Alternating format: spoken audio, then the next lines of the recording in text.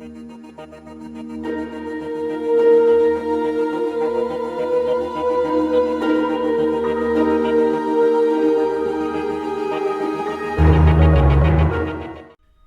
this episode of the A to Z of Hutton, we take a look at Wolf 359, another of those elusive red dwarf systems that have sat unnoticed in humanity's backyard from a time before even Palantir was in short pants.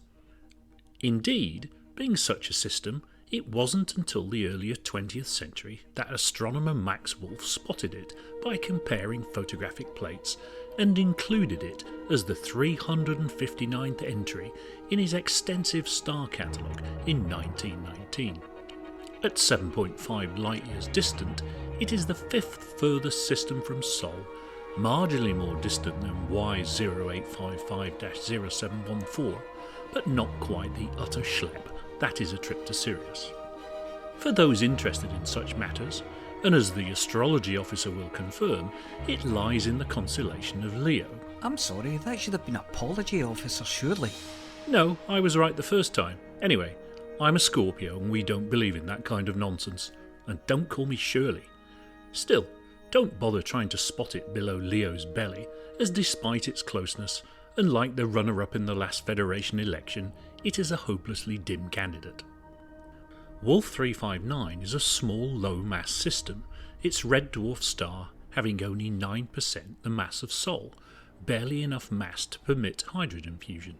Visiting commanders have even been heard to note, "My, what small planets you've got," referring to the two small landable low-G bodies, Campbell's Claim and Camp Donald's, but where they can surface prospect for a wide variety of useful materials. Cunningly, what else would the Pilots Federation choose to name the first station in such a low-mass system? Yes, you've been missing the joke for this long. Low-mass orbiter, of course, an Orbis station. The other is a Coriolis, Powell High, and, try as I might, I just can't see the gag in that one. Both offer plenty of berths for commanders with large hips. I'm sure that should be large ships. Additionally, 2 surface stations are open to commercial traffic, and a further 3 surface installations make it a small but busy little place.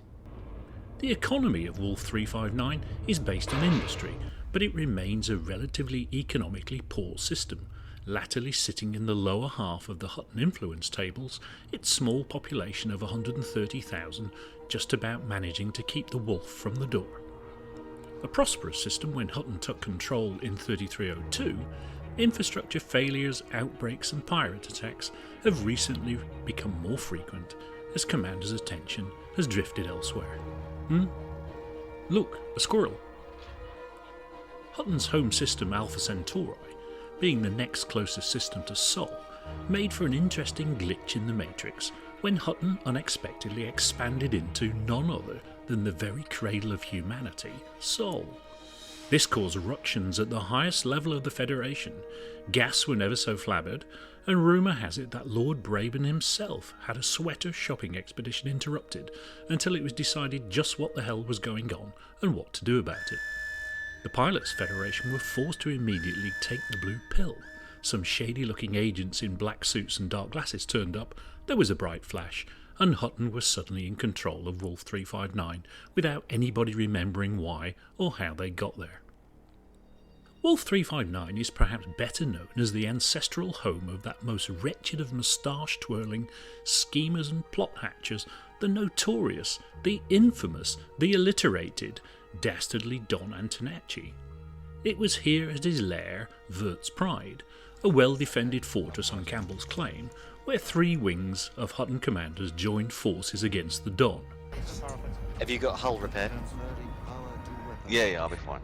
They engaged in an epic planetary battle in a combined Hutton ship and SRV mission that suppressed and penetrated the base.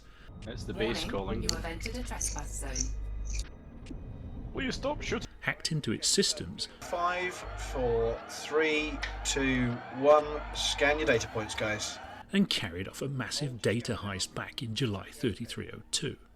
The ground assault elements landed nearby and made a stealthy approach in their SRVs outside the range of the surface defences, whilst the airborne elements engaged and destroyed the system defence ships, surface defence turrets, Goliath drones and surface skinners, allowing the ground assault team SRVs to approach into the facility relatively unmolested.